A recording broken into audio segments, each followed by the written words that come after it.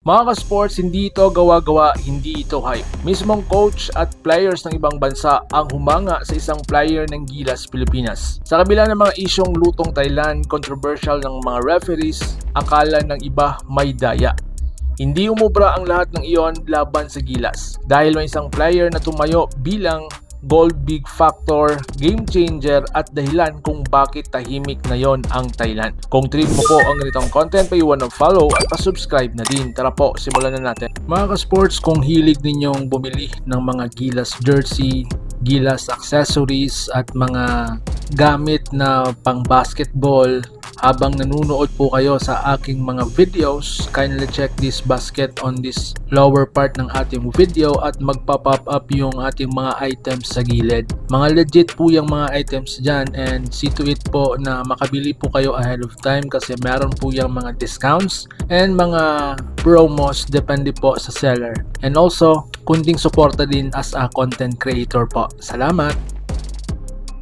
Sa laban na ito, may isang Gilas player na hindi lang Pinoy fans ang pumalakpak, pati coach at players ng ibang bansa na pawaw talaga. Habang mainit ang laban, habang dikit ang score, habang ramdam ang pressure at tension, siya ang hindi natinag kahit anong tawag ng referee. May mga pagkakataon na bumira siya ng critical shot, gumawa ng importanteng depensa at nagpakita ng leadership kahit hindi sumisigaw. Ito yung klase ng player na hindi lang stats ang ambag kundi puso at tapang. At dito na pumasok ang pinaka-solid na patunay. Pagkatapos ng laro, may mga coach at players mula sa ibang bansa na hayagang humanga. May nagsabi na iba ang composure niya. Hindi siya natakot kahit hostile ang situation. That player was the difference. Mga ka-sports, tandaan nyo ha, mahirap makuha ang respeto ng kalaban. Lalo na kung ikaw ay nasa gitna ng kontrobersya. Pero sa performance niya, wala na silang maikakaila. So ngayon mga ka-sports, mga nahulikam na lutong Thailand. Hindi rin mawawala ang elephant in the room. May mga questionable fouls, sunod-sunod na free throws, mga tawag na parang iisa lang ang direction.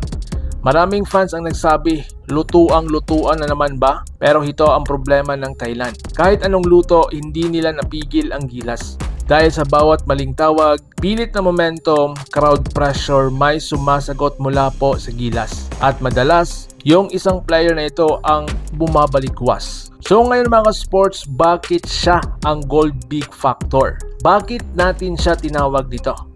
Simple lang. Kapag kailangan natin ng puntos, nandyan po siya. Kapag kailangan ng depensa, aasahan mo po siya. Kapag kinakabahan ng team, siya ang kumakalma. Hindi siya bumigay, hindi siya nagpadala, hindi siya nagreklamo. Habang ang kalaban ay umaasa sa referee, siya ay umaasa po sa laro. At sa dulo, Gilas Pilipinas pa rin ang nagkatayo. At ang player na ito, walang iba, si Robert Bolick. So ngayon mga sports, ang tagumpay na ito ay hindi lang tungkol sa panalo. Ito ay patunay ng tibay ng Pilipino. Patunay na kahit may daya, kaya po nating manalo. Patunay na may mga player na kayang dalhin ang bansa sa ginto. At ang isang Gilas player na ito, habang binabatikos ng iba, mas lalo siyang nirerespeto ng kalaban. So ngayon mga ka-sports ha, para sa inyong opinion, sino sa inyo ang isang Gilas player na tunay na goal big factor po sa inyong mga mata? Karapat-dapat ba siyang tawaging bayani ng SEA Games? I-comment mo po sa ibaba ang iyong hinaing. And don't forget to like, share at mag-subscribe para sa mas mainit na Gilas updates. Ito ang kwento ng tapang, hindi lang lutuan. Ito ang kwento ng Gilas Pilipinas. Laban Pilipinas puso, so paano? Ingat po kayo. Almost lost it. Here comes a quick release. Oh, yes! A big one. Broken play. That they turned into gold while also hitting a big one.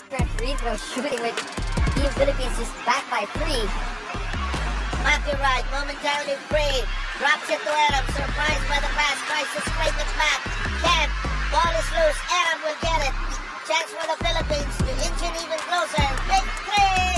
Yes! Yes! Yes! Yes!